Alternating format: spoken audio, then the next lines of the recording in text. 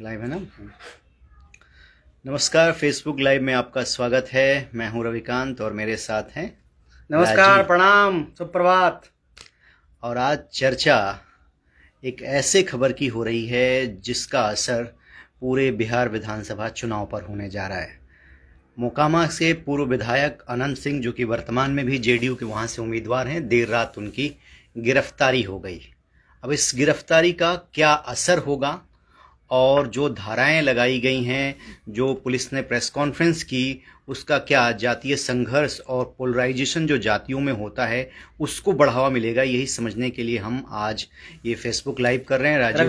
रवि जी, जो आप कह रहे हैं कि इसका असर क्या होगा बिहार के चुनाव में, तो मैं कह रहा हूं कि दिल्ली में इस वक्त धुंध है, लेकिन बिहार के चुनाव में जो है ना, धमाल हो गया है। बिहार का चुनाव अब धुआं धुआं हो गया है। कल रात की कार्रवाई के बाद पूरा बिहार का चुनाव जो है ना में बहुत तब्दीलियां आने वाली है। जो चुनाव प्रचार कैंपेन लगातार चल रहा था, कल का दिन जो है ना, एक टेक्टोनिक शिफ्टिंग है बिहार के चुनाव में। क्योंकि ये बात केवल बिहार के एक विधानसभा की बात नहीं है, ये बात केवल मोकामा के विधानसभा की बात नहीं है, केवल उस टाल क्षेत्र की बात नहीं है। कल रात की कार्रवाई और 2-3 दिन पहले जो घटनाएं हुई है, उसका असर पूरे बिहार के चुनाव में देखने को मिलेगा। आप अगर पूछेंगे कि क्यों ऐसा मैं कह रहा हूं, देखिए, अनंत सिंह या कोई भी जो जेडीयू के जो उम्मीदवार वहां पे हैं, अनंत सिंह को एक व्यक्ति नहीं वहां पे है। अनंत सिंह का नाम, आप भी वहां पे मोकामा गए थे, आपने अनंत सिंह का इंटरव्यू किया था, आपने एक बड़ा अच्छा सवाल पूछा था कि आपको लोग छोटे सरकार क्यों कहते हैं। क्या कहा था उन्होंने आपको? सवाल ये है कि पहले फेज का जो चुनाव है वो 6 तारीख को है, आज 2 तारीख हो गई, 2 दिन चुनाव प्रचार के बचे हैं। और आपको याद होगा कि जब अनंत सिंह की गिरफ्तारी हुई तो गिरफ्तारी से ठीक पहले अब उन्होंने एक पोस्ट किया है और उन्होंने लिखा है सत्यमेव जयते। अब मोकामा का चुनाव जो है मैं नहीं, मोकामा की जनता लड़ेगी। इसीलिए मैं आपसे पूछ रहा हूं कि आपने जब अनंत सिंह का इंटरव्यू मोकामा में किया था, उनके घर पे, जो कारगिल मार्केट में उनका घर है, बाढ़ में, लदमा के पास, तो उन्होंने क्या कहा था आपको? अनंत सिंह ने ये कहा कि मोकामा की जनता जो है वो मेरे लिए भगवान है और मोकामा की जनता ही ये चुनाव लड़ रही है, कोई बाहुबली, कोई। आपने जब सवाल पूछा उनसे कि आपको लोग छोटे सरकार क्यों कहते हैं, तो उन्होंने क्या जवाब दिया था? आप मुझे इसका जवाब दीजिए। उन्होंने ये कहा कि छोटे सरकार मेरा नाम कब पड़ा ये तो मुझे याद नहीं, लेकिन लोग मुझे यहाँ मानते हैं और उनको लगता है कि मैं जब तक हूँ उनके हितों की रक्षा होगी, जो भी काम लेकर आते हैं मैं करता हूँ, इसीलिए वो मानते हैं। मैं आपको बताता हूँ जो मोकामा का जो टाल क्षेत्र है, पूरा मोकामा का जो एरिया है, जब 1990 से जब वहाँ पे जातीय संघर्ष हुआ और पूरे गुंडा के पूरे बिहार में जो है गुंडा राज था, तो मोकामा के क्षेत्र में हर गली मोहल्ले में छोटे छोटे रंगबाज पैदा हो गए थे। लोगों के लिए जीना मुश्किल हो गया था। ये लड़ाई वहां पे मोकामा में, क्योंकि टाल क्षेत्र है, जमीन का बड़ा हिस्सा है, बड़ा टुकड़ा है, उपजाऊ जमीन है। आप जब वहां जाते होंगे तो एक छोर से छोर तक आपको घर नहीं दिखता होगा, केवल जमीन दिखती है। तो उस क्षेत्र में जमीनों की जो लड़ाई थी, जो ठसक थी, उसको अनंत सिंह ने उस इलाके को शांत रखने में, आप उसको जैसे भी कह ले, धन बल से, जन बल से, बाहुबल से, उसमें एक बड़ी भूमिका अदा की है। मोकामा में, नहीं तो मोकामा में आप जाएंगे तो एक समय था मोकामा के लगभग घरों में आपको विधवाएं मिलती थी। खूनी संघर्ष इतना बड़ा था, हर घर से कोई ना कोई रंगबाज पैदा होना चाहता था वहां पे, कि मोकामा की जो सत्ता है, जो टाल की सत्ता है, उस पर मेहनत चला सके। लेकिन कहते हैं ना कि छोटे प्यादे को शांत रखने के लिए, छोटे प्यादे न हो गए, इसके लिए एक बड़ा प्यादा होना बहुत जरूरी है। लेकिन तो अनंत सिंह एक बड़ी भूमिका में वहां पे थे, और जो छोटे छोटे रंगबाज वहां पैदा हुए, जो पूरी मोकामा को अशांत करके रखे थे, अनंत सिंह ने उसको शांत किया और लोगों का जीवन वहां पे निर्भय किया। इसी वजह से वहां के लोग अनंत सिंह को, क्योंकि बिहार की सरकार उस इलाके में शांति ने स्थापित कर पाई थी। अनंत सिंह जो एक ऐसे व्यक्ति थे जिन्होंने अपने वर्चस्व से, अपनी ताकत से उस इलाके को सामंजस्य कला के रखा था। वहां पे जो शांति व्यवस्था थी, जो लोग अच्छे से जी पा रहे थे, इसीलिए वहां के लोगों ने उनका नाम छोटे सरकार रखा था, क्योंकि उसी सरकार की चीजें वहां चलती थी। अनंत सिंह जो फैसला वहां कर देते थे, लोग मानते थे।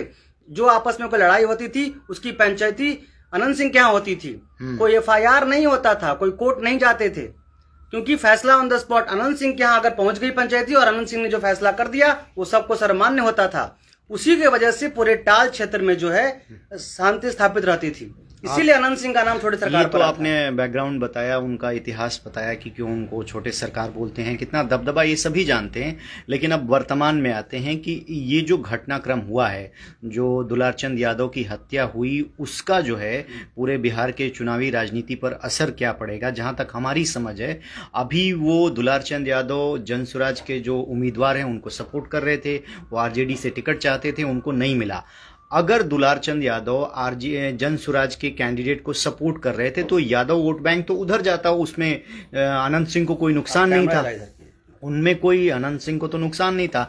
लेकिन अब उनकी हत्या हो गई तो पोलराइजेशन जरूर होगा, जातियों में होगा, धर्म में भले ना हो, लेकिन अब पूरे जो बिहार के यादव कम्युनिटी के लोग हैं वो मानते हैं कि इन्होंने ही हत्या कराई। अभी चूंकि अनुसंधान का विषय है, जो उसकी पुलिस जांच कर रही है, लेकिन अनंत सिंह की गिरफ्तारी का फॉरवर्ड वोट बैंक पर अब क्या असर पड़ने जा रहा है? रविकांत जी, पहले मैं आपको बता दूं, पूरे बिहार का जो जातीय गोलबंदी है इस घटना के बाद, उसकी बात करने से पहले हम मोकामा की बात करते हैं।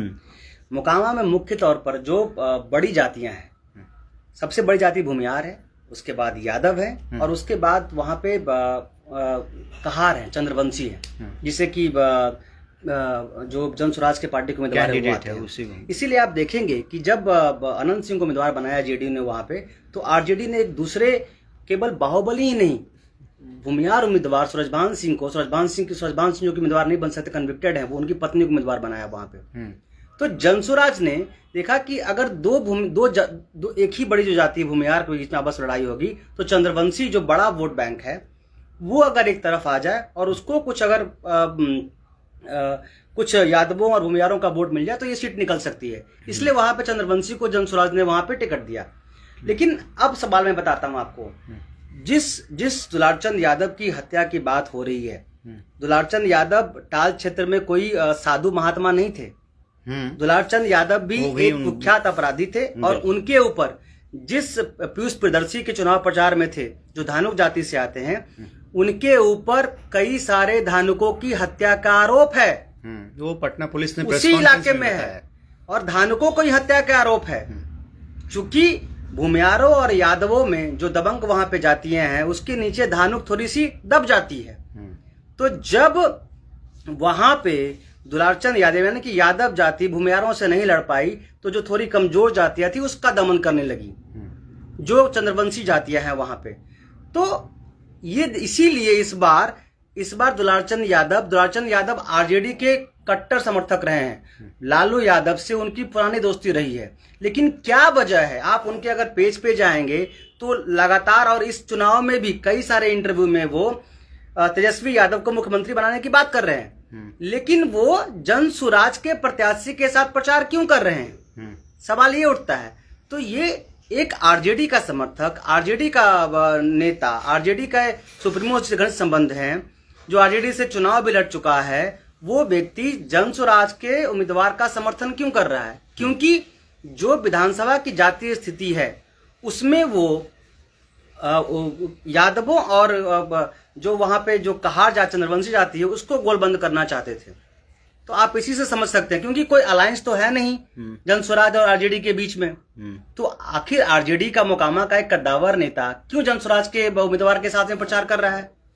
तो चलिए, हमारा वीडियो भी लंबा हो रहा है। अब देखना यह है कि अनंत सिंह की गिरफ्तारी के बाद अब एक सिंपैथी वेव जो है दोनों तरफ होगी। अनंत सिंह ने अपने गिरफ्तारी के बाद साफ कहा है रात में कि अब ये चुनाव जनता लड़ेगी, मोकामा की जनता लड़ेगी। आपको याद होगा पिछली बार भी चुनाव में जब अनंत सिंह जेल में थे, उनकी पत्नी टिकट चुनाव लड़ी थी और निर्दलीय चुनाव लड़ी थी।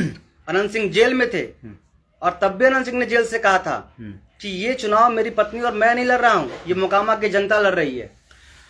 तो जो प्रेस कॉन्फ्रेंस हुई उसमें चुनाव आचार संहिता का उल्लंघन और जो हत्या के आरोप में नामजद उनके खिलाफ एफआईआर हुआ है। चुनाव आयोग ने कहा कि एक तरीके से फ्री एंड फेयर इलेक्शन हम कराएंगे, इसीलिए अनंत सिंह की गिरफ्तारी की गई है। अब देखते हैं पुलिस उनकी कितने दिनों की जुडिशियल कस्टडी मांगती है या पुलिस रिमांड में उनके साथ पूछताछ की जाती है।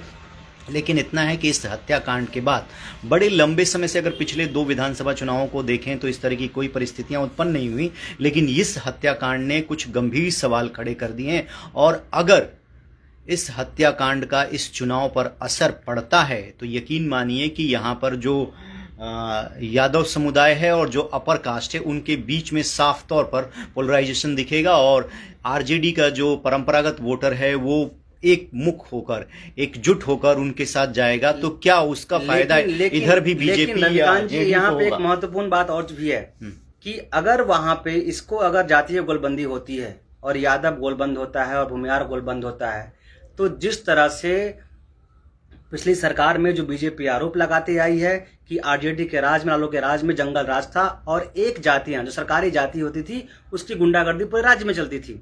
तो क्या आपको नहीं लगता है कि अगर ये जातीय गोलबंदी होती है, चुनाव में अभी फर्स्ट फेज के चुनाव में 3 दिन का प्रचार का वक्त बचा हुआ है, वो दूसरे फेज के चुनाव के वोटिंग में अभी लगभग आज 2 तारीख है, 9 दिन का वक्त बचा हुआ है, तो क्या अगर वो जातियां गोलबंद होती है और उसके कारनामे सड़कों पे आता है तो क्या एनडीए के लिए ये दिखाना आसान नहीं हो जाएगा कि 15 साल की पिछले गुंडा राज की बात कर रहे हैं, वो जंगल राज की बात कर रहे हैं, जब सड़कों पर गोलबंद होकर वो जातियां उतरेगी तो क्या एनडीए के लिए आसान नहीं हो जाएगा? तो ये बड़ा ही टेक्निकल जो है राजनीतिक चाल इसको कह सकते हैं आप, जो चला गया है वहां पे। ये मैं इसलिए मैं कह रहा हूं कि ये बिहार के केवल एक विधानसभा की बात नहीं है, ये गिरफ्तारी, ये जो पूरी घटनाक्रम हुआ है पूरे बिहार के चुनाव को प्रभावित करेगा। तो चलिए, पूरे बिहार को प्रभावित करेगा और सबके अपने अपने आकलन हैं। आरजेडी को ये लगता है कि जो हत्या हुई है उसमें अनंत सिंह का हाथ है, पुलिस इन्वेस्टिगेशन करेगी और अनंत सिंह के समर्थकों का यह कहना है कि ये उनके खिलाफ एक बड़ी साजिश है। मैं एक चीज और जोड़ूंगा, जो मैं बात कह रहा हूँ आपको बार बार बात कह रहा हूँ कि जो जातीय गोलबंदी होगी तो सड़कों पर क्या होगा। आपने देखा होगा कि तेजस्वी यादव ने इसके बाद बड़े ही संयमित बयान दिए, कहीं भी उन्होंने जातीय पोलराइजेशन की बात नहीं की, जबकि लालू यादव का और आरजेडी का जो कोर बैंक है वो एमवाई समीकरण रहा है, मुस्लिम यादव समीकरण। जब इसको पोलराइजेशन करने की बात हुई लेकिन फिर भी तेजस्वी यादव ने बहुत संभल के बयान दिया। उन्होंने चुनाव आयोग पर सवाल उठाए, पुलिस पर सवाल उठाया, लेकिन कहीं इसको जातीय रंग देने की कोशिश नहीं की। जन स्वराज के जो प्रशांत किशोर हैं उन्होंने भी कहा, न जातीय रंग देने की कोशिश की, न इसको एक बड़ा मुद्दा बनाया, क्योंकि कहीं ना कहीं तेजस्वी यादव को भी ये पता है, क्योंकि बीजेपी के पास जो बड़ा हथियार है वो पिछले 15 साल की जो आरजेडी का शासन काल रहा है उसका ही डर दिखाने का है। तो तेजस्वी ये नहीं चाहते हैं कि उसकी कोई भी झलक इस चुनाव में सड़क पर दिखे और लोगों में बीजेपी को लोगों में मैसेज पहुंचाने में आसानी हो कि देखो ये वही लोग हैं जो 15 साल पहले क्या करते थे, अगर इनके पास सत्ता आ जाएगी तो वो क्या करेंगे। तो इसलिए तेजस्वी भी इस मामले में बहुत फूक के कदम रख रहे हैं, बीजेपी भी बहुत फूक के कदम रख रही है, क्योंकि ये मामला बहुत ही सेंसिटिव है। तो चलिए, आज के वीडियो में बस इतना ही और कल देखते हैं कि जब पुलिस उनको प्रोड्यूस करेगी कोर्ट में, कितने दिनों की रिमांड मांगी जाती है और उसके बाद पूरे बिहार में क्या परिस्थितियां उत्पन्न होती है और उनका क्या तमाम पॉलिटिकल पंडितों के लिए ये कल रात का घटनाक्रम बड़ा ही दिलचस्प होगा। उनको इसके आकलन करने में बिहार के चुनाव को बहुत इंटरेस्टिंग हो जाएगा ये चीजें। चलिए राजीव, बस इतना ही।